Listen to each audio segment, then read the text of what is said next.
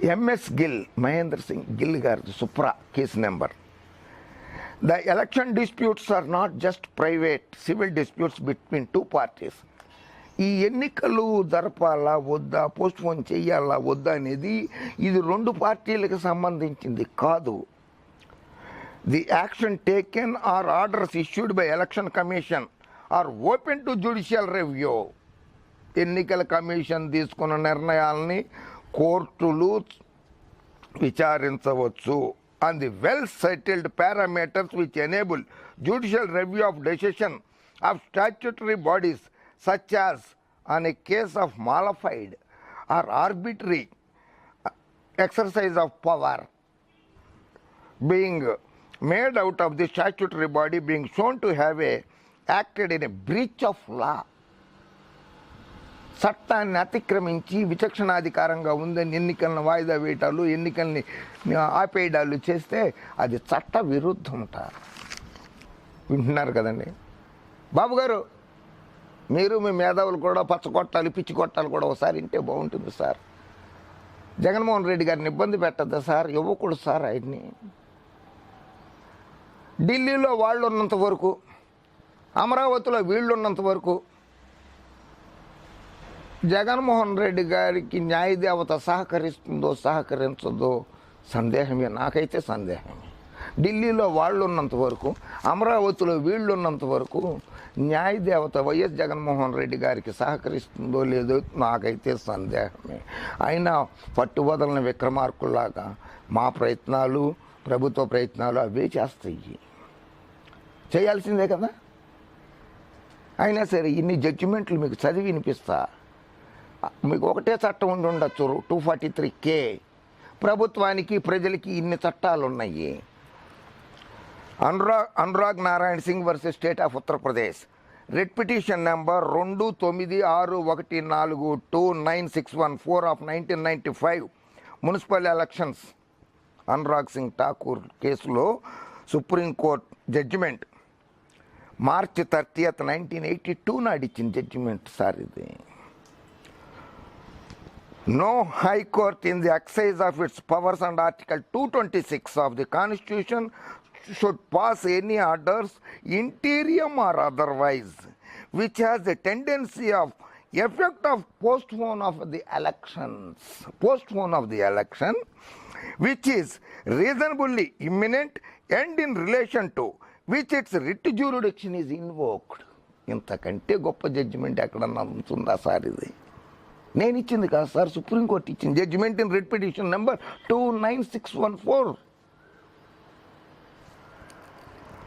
The High Court must observe a self-imposed limitations on the power to act under Article 226 by refusing to pass orders or give directions which will inevitably result in an indefinite postponement of the elections to the legislative bodies, which are the very essence of the democratic function and functioning of our constitution.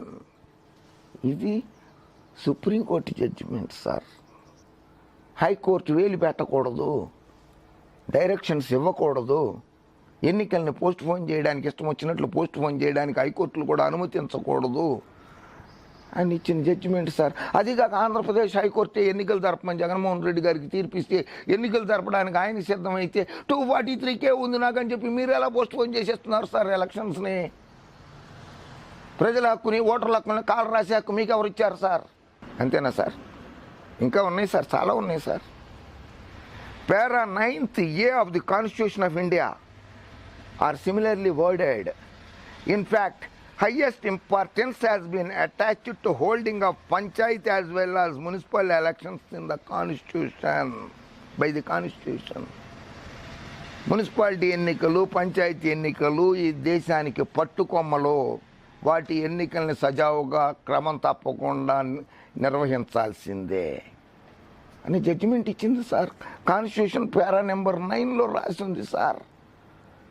దీన్ని కూడా violate చేసే అధికారం ఉందా మీకు? తప్పు sir. Interpretation అంటాం చూసారా, ఆ ఇంటర్ప్రిటేషన్ని ఇలా అమలు చేయకూడదు సార్ మీరు. Para 9A సార్ ఇంకోటి, Para 9A of the Constitution were introduced by the Constitutional Amendment number 73, Act 1992 and 74 Amendment Act 1992. By these two parts, it was intended to take democracy to the grassroots level. ప్రజాస్వామ్యాన్ని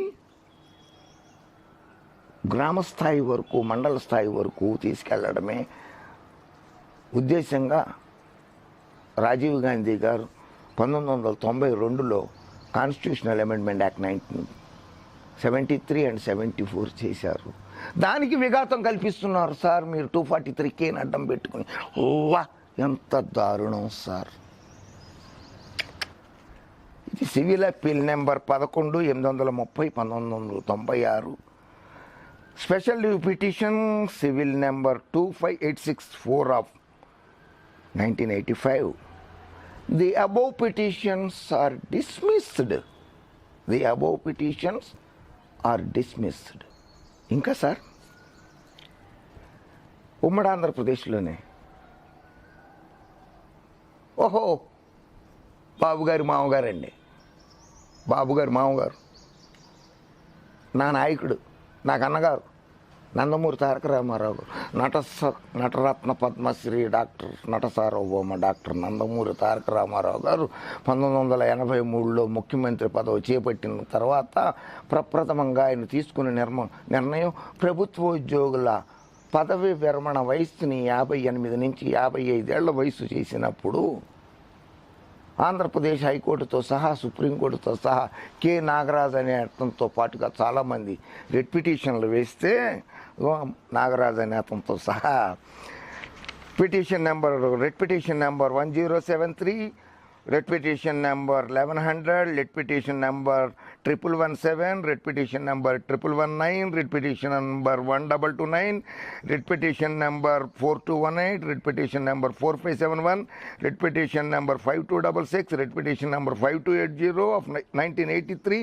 writ petition number 12295లో 1985 AIR 551 SCR 2579లో justice Y V Chandrachud గారు chief justice of India, R S Pathak justice గారు, సవ్యసాచి ముఖర్జీ గారు justice, ముగ్గురు సభ్యుల ధర్మాసనం, రాజ్యాంగ ధర్మాసనం ఒక తీర్పు ఇచ్చింది సార్.